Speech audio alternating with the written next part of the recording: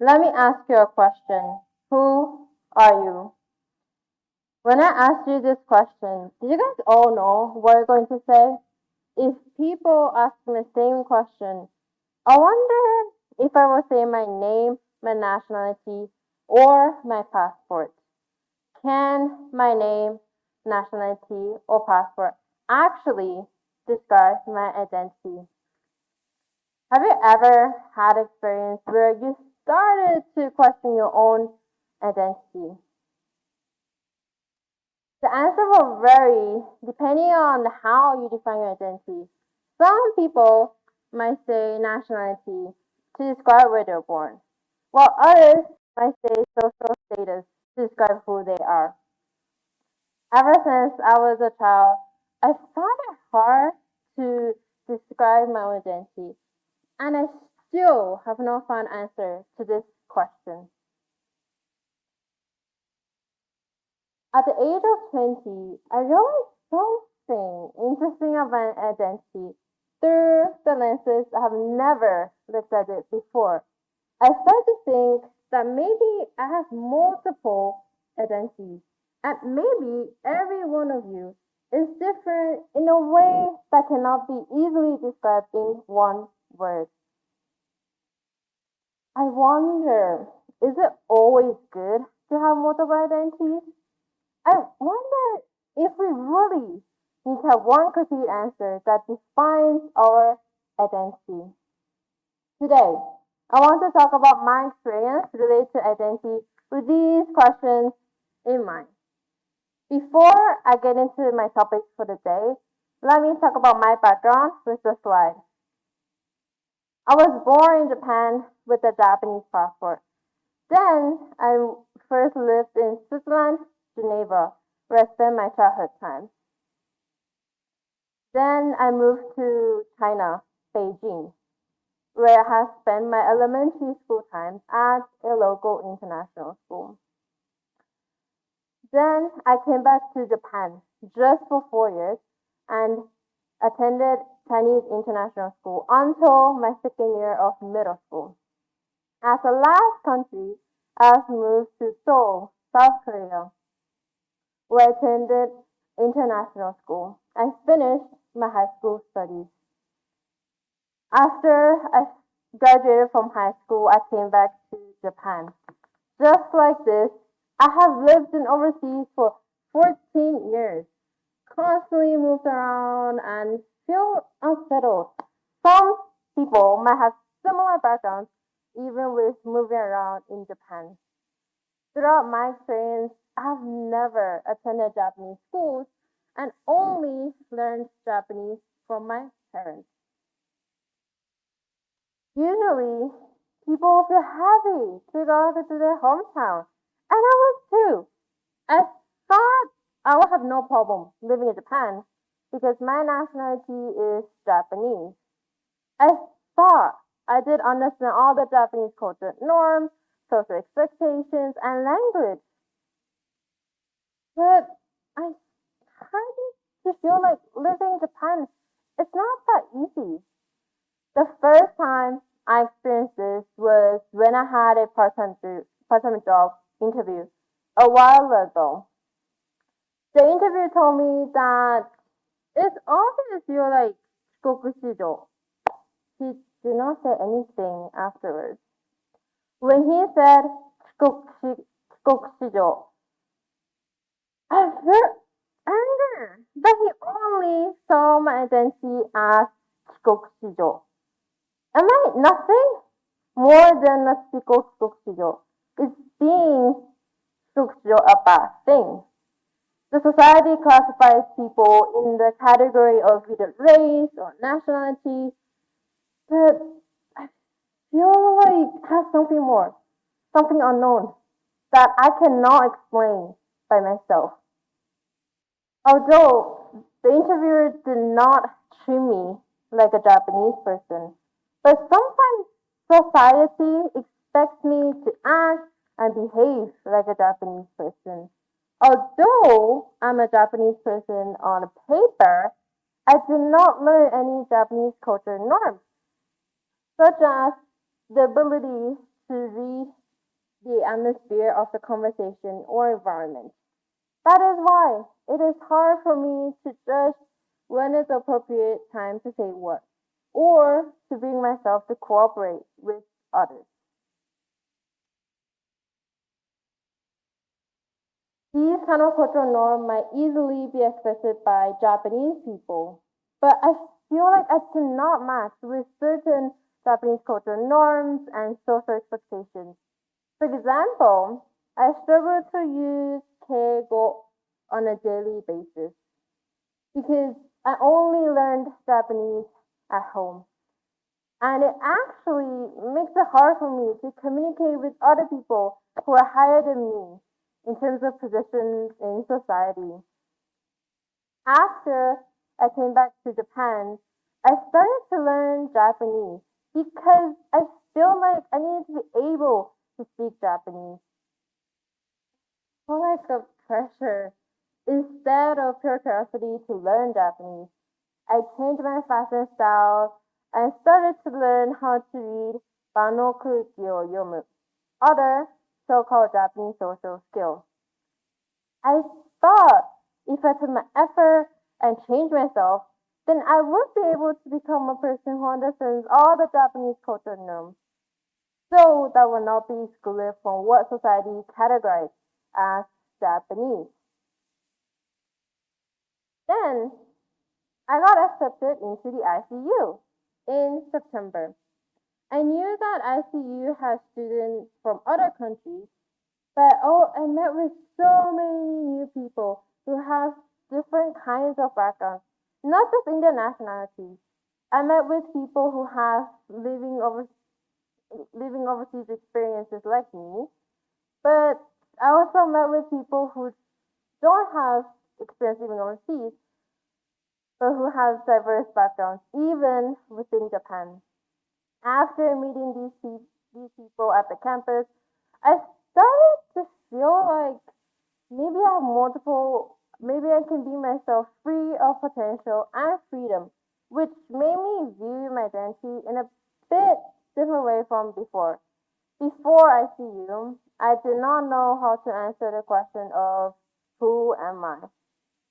And I always felt like I needed to have one complete answer to answer this question. But now I feel like I don't need to have one complete answer, and I can have multiple identities with multiple answers. In terms of visible identities, such as nationality, I can say I'm a Chinese, Korean, Japanese person.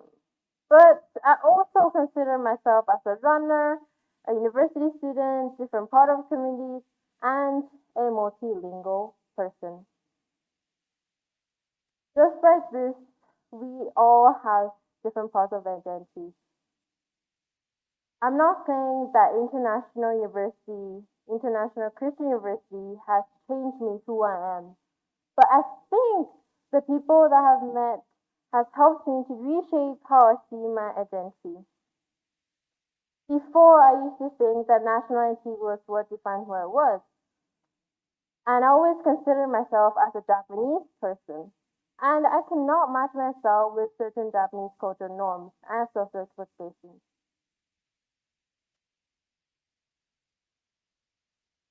That's why I struggle to define myself in nationality. Identity is made of things other than nationality. I do want to mention here that this story might not be neither powerful nor inspiring to people who don't have any experience in living overseas.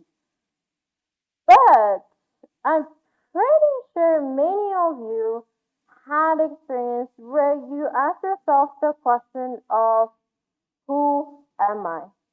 I genuinely think it is not easy to answer this question because we are all individually different. Some people might say I'm a university student, but also older sister who take care of younger sister during the weekend. Others might say I'm a volunteer worker, but I'm also assistant at after school daycare center. Just like this, We all have different identities at different places. It is true that we only have one body, well, but we all possess different identities. For instance, I would talk to my friends without any dialect. But when I go back to my hometown, which is a Kagawa prefecture, I automatically start using the local dialect, despite the fact that I have never really lived there. When I use the Kagawa dialect, I feel local. I become local as if I'm a Kagawa no hito. This is also part of my identity. This story might even be relatable to mixed race people who've grown up adopting two different cultures from their parents.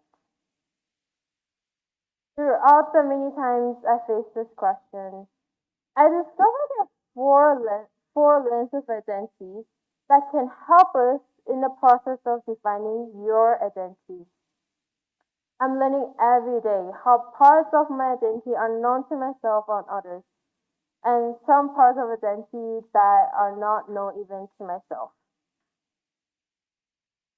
I discovered that there are four lenses of identity that can help us in the process of defining who you really are. Open, blind, hidden, unknown. First is the open. It is the most easiest to understand and obvious part of our identity. My name, Aria Ikehata. Age, 20. Gender, female. It's the things that you would usually say when you're asked to introduce yourself.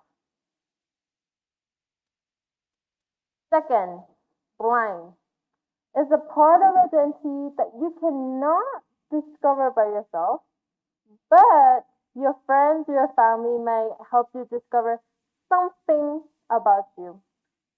I'm pretty sure many of you had a time where your friend or your family helped discover something unique about you, such as talent, hobbies, personality.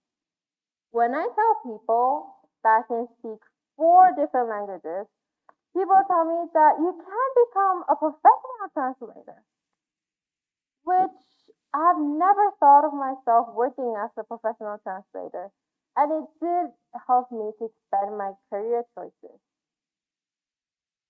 Third, hitting. It's a part of identity that you cannot discover. It's a part of identity that cannot discover neither by yourself nor the people that you have encountered. It is similar to invisible identity. If you have your name or age as an open area, then what are some parts of identity that others cannot see easily? If I show my passport, people can know that I am a Japanese person, but they wouldn't know the fact that I can speak four different languages if I did not tell them about my educational background. What is your hidden identity? Fourth, unknown.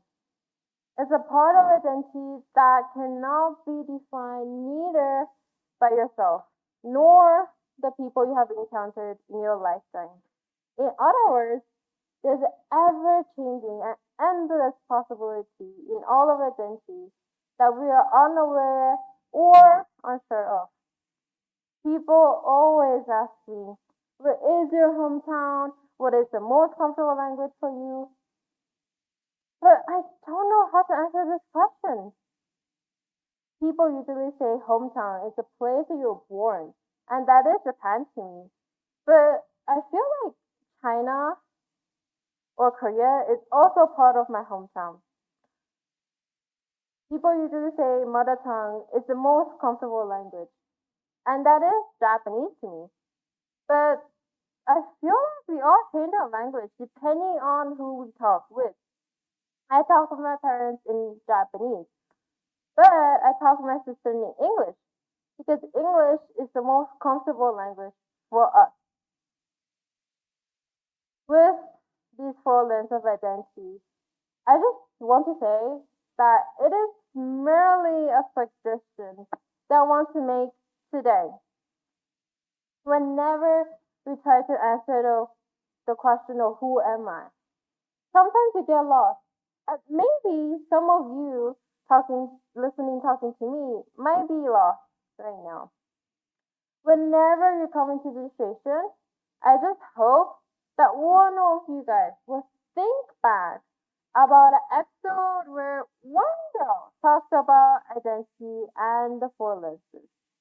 These four lenses of identity is not really about right or wrong, but I hope it can be a guideline to give you some sort of hint when you're trying to answer the question of who am I. I feel like trying to define your identity is like standing in the middle of the road without not knowing which direction to go. When you introduce yourself, society will place you in a category. They will prejudice against you.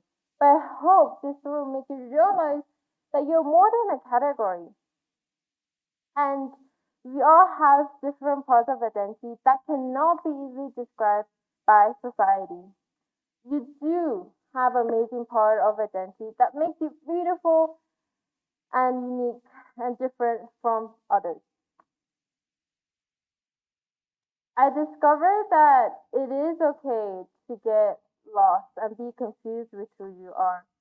It is okay not to have answers all the time because we can always find our way back to the starting point. To conclude, identity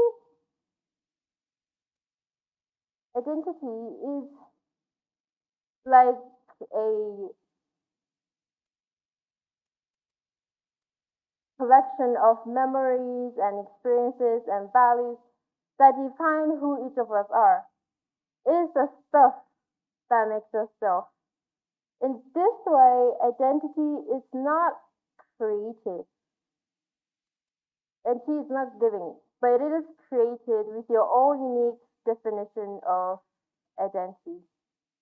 I close by saying that maybe it's not the name or nationality that defines who you are, but how you see yourself and what layers you decide to define with. I discovered that these four lenses of identity can help you discover something to learn about yourself. Maybe you can discover your own new identity. We do all have open part of ourselves, but how can you maximize yourself? If your name and age is the open area, then what are some kind of identities that are not be seen easily by others? Your friends may help you discover something unique about you, such as hobbies. Yet, there is a part of identity that cannot be defined by anyone. I close by saying that maybe it's not about name or nationality that defines who you are, but how you see yourself and what layers you decide to define with. Identity is really a big system that goes beyond nationality and expands infinitely, which is why sometimes you get lost. Trying to define your identity is like standing in the middle of the road with confusion. But we can always go forward or backward to get some sort of hint. Identity is beautiful. That makes us unique. But it also confuses us. Identity is full of possibilities and mysterious. Identity is not giving, but it is created. So, I ask you again, who are you? Thank you.